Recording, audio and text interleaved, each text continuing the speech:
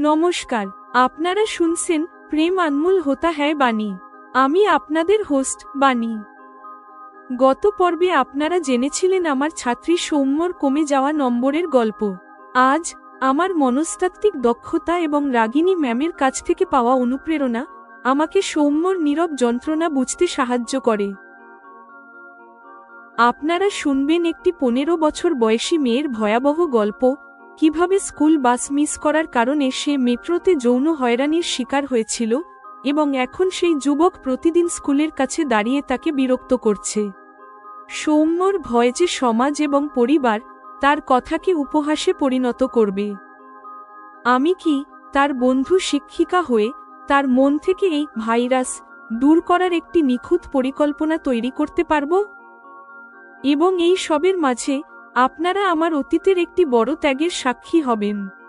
আমার যোগ্যতা প্রমাণ করার পরেও আমার বাবা কেন আমাকে আমার স্বপ্ন national institute of technology net তে ইঞ্জিনিয়ারিং ত্যাগ করতে বাধ্য করলেন? এটি সেই মুহূর্ত ছিল যখন আমি স্থির করেছিলাম যে আমাকে সমস্যা নয়, সমাধান হতে হবে। নীরব যন্ত্রণা এবং ত্যাগের গণিত সমাধান করুন প্রেম আনমোল হোতা হ্যায় বাণীতে। আপনারা শুনবেন পর্ব 3, নীরব যন্ত্রণা এবং ত্যাগের গণিত। রাগিনী ম্যাম আমার যে ধরনের দুর্বল মানসিক অবস্থার সময়ে আমাকে আশ্রয় দিয়েছিলেন, নিঃসন্দেহে সৌম্যর সাথেও বর্তমানে তেমন কোনো কঠিন পরিস্থিতি চলছে। এই ভেবে আমিও রাগিনী ম্যামের মতোই সৌম্যকে তার এই অবস্থা থেকে উদ্ধার করতে চাই। সৌম্য, কি হয়েছে? 10ম শ্রেণীর গণিত কি তোমার কাছে কঠিন লাগছে? যদি তাই হয় তবে আমি আলাদাভাবে তোমাকে টিউশন দিতে পারি। আমার কণ্ঠস্বর নরম হলো যখন আমি এই কথা বললাম। না ম্যাম, গণিত আমার কাছে কখনো কঠিন বিষয় বলে মনে হয় না। আসলে এইবার আমি নিজেই পড়াশোনায় মনোযোগ দিতে পারছি না, সৌম্য জানালো। তোমার কি বাড়ি পরিবারে কোনো সমস্যা আছে? তাকে আদর করতে করতে আমি প্রশ্ন করলাম। সৌম্য চোখের পাতা নামিয়ে ফেলল এবং তার মুখে সংকোচ ফুটে উঠল। কিছু মুহূর্ত চুপ থাকার পর সে মাত্র 2টি শব্দ বলল, না ম্যাম। আমি মনোবিজ্ঞানও জানি। তার ভাবভঙ্গি থেকে আমি বুঝতে পারলাম অবশ্যই তার সমস্যা এমন কিছু যেখানে সমাজে মেয়েদের দিকটি শোনা বা বোঝা হয় না। আমি তার সমস্যা অনুমান করেও নিজের থেকে সরাসরি জিজ্ঞাসা করতে চাইলাম না, তাহলে কি ব্যাপার? তুমি তো সবসময় 100% নম্বর পেতে এসেছ, এবার কম নম্বর আসার কারণে কি চিন্তিত? আমি আমার কণ্ঠে আরও মিষ্টি এনে জিজ্ঞাসা করলাম। আমার আপনত্বের ব্যবহার তার সংকোচ দূর করতে শুরু করল। ম্যাম, আমি এই বিষয়ে কাউকে কিছু বলিনি। আমার মনে হয় মেয়েরা আমার জন্য উপহাসমূলক পরিস্থিতি তৈরি করবে। আমার এই ভয় লাগে যে যদি আমি মাম্মাকে এই বিষয়ে বলি তবে কথা বাবার কাছে পৌঁছে যাবে। এবার সে আরও স্পষ্ট ইঙ্গিত দিয়ে বলল। সেই কারণটা কি যা সৌম্যর মনের বড় একটি অংশকে ঘিরে রেখেছে, যার কারণে তার মনে পড়াশোনার জন্য কম জায়গা মিলছে? আমি সমস্যাটির প্রকৃতি বুঝতে পারলাম। আমি স্থির করলাম তার সংকোচ যেন আপনা আপনি দূর হয়, তার জন্য ধৈর্য ধরে তাকে একা কিছুটা সময় দেওয়া উচিত। সৌম্য, 5 মিনিট অপেক্ষা করো, আমার কিছু খাওয়া দাওয়ার ইচ্ছা হচ্ছে। আমি কিছু খাদ্য সামগ্রী নিয়ে আসি। তারপর আমরা একে অপরের বন্ধু হয়ে খেতে খেতে সবকিছু বোঝার চেষ্টা করব, আমি তার সখী হয়ে বললাম। আমি রান্নাঘরে এসে ফ্রিজ থেকে আগেই তৈরি করে রাখা আনারসের পাল্প বের করলাম এবং তার জুস বানালাম। তারপর আমি ট্রেতে করে 2 গ্লাস জুস এবং 1 প্লেট নোনতা নাস্তা নিয়ে ফিরে এলাম। সেন্টার টেবিলে ট্রে রেখে তার মধ্যে থেকে 1 গ্লাস সৌম্যকে দিলাম। এরপর আমি সোফায় বসতে বসতে নিজের গ্লাসটি তুলে নিলাম।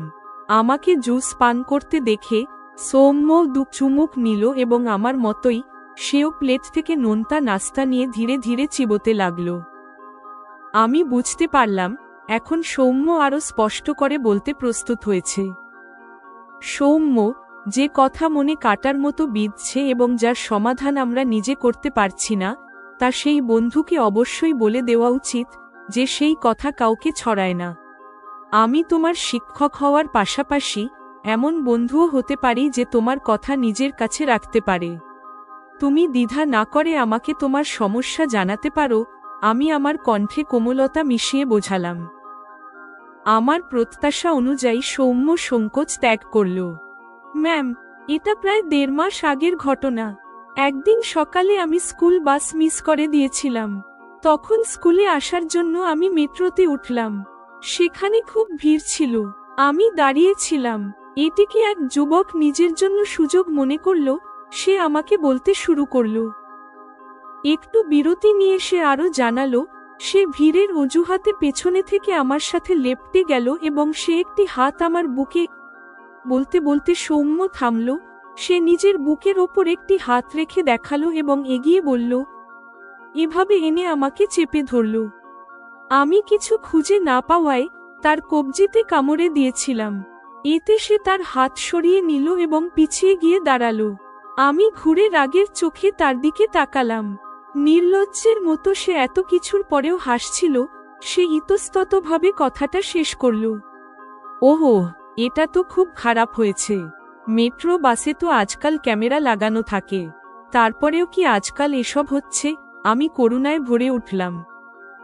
ম্যাম, সেই সময় আমার সাথে এটা হতে দেখে কিছু লোক এবং মহিলাও দেখছিলেন। আমাকে প্রতিদিন তো মেট্রো করে আসতে হয় না। যখন তারাই এটা উপেক্ষা করলেন, তখন ক্যামেরা কি করবে? এই ভেবে আমি ঘটনাটি ভুলে যেতে চাইলাম। একজন সাধারণ মেয়ের অসহায়তা তার কণ্ঠে প্রতিফলিত হচ্ছিল। সে চুপ হয়ে গেল। আমি ভাবলাম, সৌম্য যদি মহিলাদের সাথে যৌন হয়রানির জন্য নির্ধারিত হেল্পলাইন নম্বর সুবিধা ব্যবহার করত, তবে হয়তো সে যথাযথ সাহায্য পেতে পারত। তারপর আমি ভাবলাম, যে মেয়ে পড়াশোনাতেই পুরো মনোযোগ দেয়, সেই 15 বছরের মেয়েটি হয়তো এত সাহস করতে পারেনি। সৌম্য, এর পরেও কি কিছু হয়েছে? আমার কণ্ঠস্বর ধীরে হলো যখন আমি জিজ্ঞেস করলাম। ম্যাম, সেই যুবক আমাকে সেই দিন স্কুলের কাছাকাছি বাস স্টপে নামতে দেখে নিয়েছিল। তারপর হয়তো আমার ইউনিফর্ম থেকে সে স্কুলের ঠিকানা জানতে পারে। সেই দিনের পর থেকে আমার স্কুলে আসা বা যাওয়ার সময় সে প্রায়শই স্কুলের গেটের কাছে দাঁড়িয়ে থাকে। একদিন যখন চৌরাস্তার ট্রাফিক লাইটে আমাদের স্কুল বাস দাঁড়িয়েছিল, তখন আমি দেখলাম সে বাইকে করে বাসের পাশে দাঁড়িয়ে আছে। হঠাৎ যখন আমার দৃষ্টি তার সাথে মিলে গেল, তখন সে নিজের মোবাইল দেখিয়ে ইশারায় আমার মোবাইল নম্বর জানতে চাইল। আমি মুখ অন্যদিকে ঘুরিয়ে নিলাম। বাস, এই সমস্যাটাই সবসময় আমার মনে গেঁথে থাকে। এই কারণেই আমি পড়াশোনায় পুরো মনোযোগ দিতে পারছি না। সে থেমে থেমে পুরো কথাটি বলল। সৌম্যর কথা থেকে আমি বুঝতে পারলাম, তার মস্তিষ্কের বেশিরভাগ ক্ষমতা এই ভাইরাস যুবকের ভয় খেয়ে ফেলেছে। তাই তার সময় এবং প্রতিভা বৃথা যাচ্ছে। সৌম্য আমার বাড়ি থেকে বিদায় নেওয়ার আগেই এই সমস্যার সমাধানের জন্য আমরা একটি পরিকল্পনা তৈরি করে নিলাম। 10 বছর আগে আমি অনন্তের গভীরে হারিয়ে যাওয়া আমার মায়ের জীবন থেকে শিখেছি যে আমাকে সমস্ত সমস্যার সমাধান হতে হবে। আমি দ্বাদশ শ্রেণীর পরীক্ষায় শুধু ভালো নম্বর নিয়েই পাশ করিনি, বরং জয়েন্ট এন্ট্রান্স এক্সামিনেশন, মেইন, প্রবেশিকা পরীক্ষাতেও ভালো র্যাঙ্ক অর্জন করি। বাবা প্রথমে আমাকে এর জন্য অনুমতি দিয়েছিলেন, কিন্তু যখন ন্যাশনাল ইনস্টিটিউট অফ টেকনোলজি, ত্রিচিতে আমার ভর্তির প্রশ্ন এলো, তখন তিনি আমাকে বললেন, মা, আমি তোমাকে বাইরে পড়াশোনা করার জন্য পাঠাতে পারবো না। কিন্তু কেন বাবা? তুমিই তো আমাকে এর প্রবেশিকা পরীক্ষা দেওয়ার অনুমতি দিয়েছিলে, তাই না? আমি বিরক্ত হয়ে বললাম। বানি, আমি আগে এই বিষয়ে গুরুত্ব সহকারে ভাবিনি। ভাবো, যদি তুমিও বাইরে চলে যাও, তবে আমার খাওয়া দাওয়ার ব্যবস্থা কিভাবে চলবে? বাবা আমার উপর তার নির্ভরশীলতা প্রকাশ করলেন। আমার কাছে বাবার এই যুক্তি ভিত্তিহীন মনে হলো। মায়ের পরে তিনি নিজেও রান্না করা শিখেছিলেন এবং করতেও শুরু করেছিলেন। বাবা, তুমি আমার ভবিষ্যতের কথা কেন ভাবছ না? আমি প্রতিরোধ করে জিজ্ঞাসা করলাম। মা, সত্যিটা হলো আমি দুই সন্তানের বাইরে পড়ার খরচ জোগাড় করতে পারছি না। তুমি তো জানোই ময়ঙ্কের ইঞ্জিনিয়ারিং পড়াশোনার জন্য কত টাকা লাগছে। এবার বাবা অন্য কথা বললেন। আমি ভাবতে ভাবতে চুপ হয়ে গেলাম। এই বাবাই তো মায়ের বেশি বয়সে গর্ভবতী হওয়ার জন্য দায়ী। এর ফলেই ভয়াবহ পরিস্থিতি তৈরি হয়েছিল এবং মা অকালে এই পৃথিবী ছাড়তে বাধ্য হয়েছিলেন। যদি আমাদের ছাড়া তৃতীয় সন্তানটিও নিরাপদে জন্ম নিতে পারত, তবে তিনি তার খরচের ব্যবস্থা কিভাবে করতেন? আমি কোনো বড় বিষয়ের জন্য আবদার করিনি। আমি বাবার কাছে শুধুমাত্র আমার ভালো শিক্ষার নিশ্চিতকরণের প্রত্যাশা করছিলাম, যার যোগ্যতা আমি প্রমাণও করেছি। বাবা নিজের সামর্থ্যের অভাবে আগে মায়ের প্রাণ রক্ষার ব্যবস্থা করতে পারেননি। এখন সেই একই ভিত্তিতে আমার উচ্চশিক্ষার আকাঙ্ক্ষা বিসর্জন দেওয়ার প্রসঙ্গ উপস্থিত হয়েছে। আমার যুক্তিবাদী মস্তিষ্কে চিন্তা আসছে, যদি সন্তান বাবা মায়ের উপর বোঝা হয়, তবে তারা জন্ম দেয় কেন? আমি এখনও প্রাপ্তবয়স্ক হইনি, আমার অভিজ্ঞতা নেই। গণিত আমার প্রিয় বিষয়। আমি প্রতিটি বিষয় ঘটনাকে আমার গাণিতিক দৃষ্টিকোণ থেকেই দেখি। আমি জানি না যে মানুষের জীবন সাধারণ গণিতের মতো সরল নয়। জীবন এবং তার বিষয়গুলো অত্যন্ত জটিল।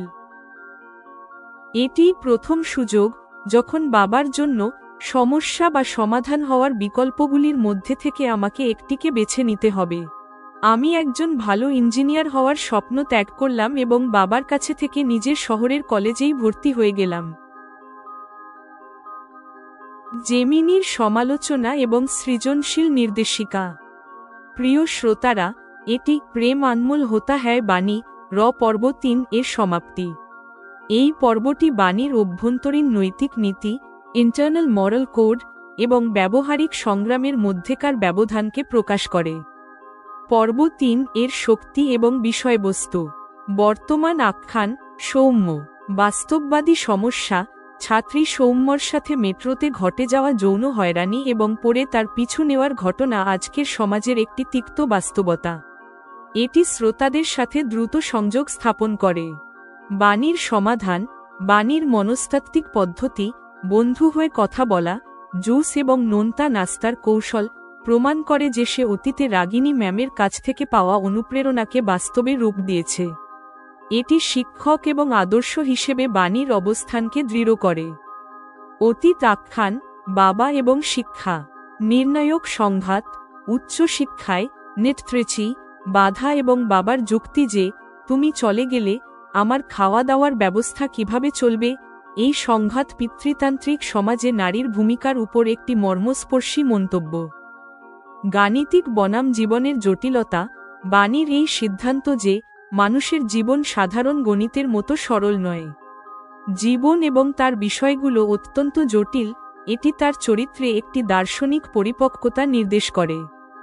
আত্মত্যাগ: ইঞ্জিনিয়ার হওয়ার স্বপ্ন ত্যাগ করে বাবার কাছে থাকার সিদ্ধান্ত বাণীর সমাধান হওয়ার নৈতিক নীতির প্রথম বড় পরীক্ষা ছিল, যেখানে সে সফল হয়, কিন্তু এর জন্য তাকে বড় মূল্য দিতে হয়। এই পর্বটি প্রমাণ করে যে বাণীর বর্তমান উৎসর্গ তার অতীতের একটি বড় ত্যাগ থেকে জন্ম নিয়েছে। অডিও উপস্থাপনার জন্য নির্দেশিকা: বাণীর কণ্ঠস্বর। সৌম্যর সাথে কথা বলার সময় কণ্ঠস্বর অত্যন্ত কোমল, মধুর এবং সহজতায় পূর্ণ হওয়া উচিত, যেমন আপনি পাঠে উল্লেখ করেছেন। বাবার সাথে তর্ক করার সময় অতীত কণ্ঠে বিরক্তি, প্রতিরোধ এবং যুক্তির দৃঢ়তার ভাব স্পষ্টভাবে দেখা উচিত। আবেগিক এসএসএমএল এর মুহূর্ত। সৌম্যর আঘাত: যৌন হয়রানির ঘটনা বলার সময় সৌম্যর কণ্ঠস্বরে দ্বিধা, ঘাবড়ানো এবং কষ্টের ভাব আসা উচিত। সে আমার বুকে চেপে ধরেছিল। এই বাক্যটিতে ধীর গতি এবং ছোট বিরতি, শর্ট ব্রেকস থাকা উচিত। বাবার যুক্তি: বাবার সংলাপগুলিতে, বিশেষ করে আমার খাওয়া দাওয়ার ব্যবস্থা কিভাবে চলবে, কিছুটা অনুনয়পূর্ণ, প্লিডিং এবং অসহায় স্বর দেওয়া উচিত, যাতে তার যুক্তি আরও বাস্তব এবং কম খলনায়কের মতো মনে হয়। সঙ্গীত বিজিএম: বর্তমানের আখ্যানে আশাবাদী, চিন্তাশীল বিজিএম থাকুক। অতীতের আখ্যানে নেট ভর্তিতে বাধা দেওয়ার মুহূর্তগুলিতে বিজিএমে একটি স্বপ্ন ভাঙার হালকা বিষণ্ণতা, মেলেঙ্কলি ভাব আসা উচিত। পর্ব ৩ সমাপ্ত।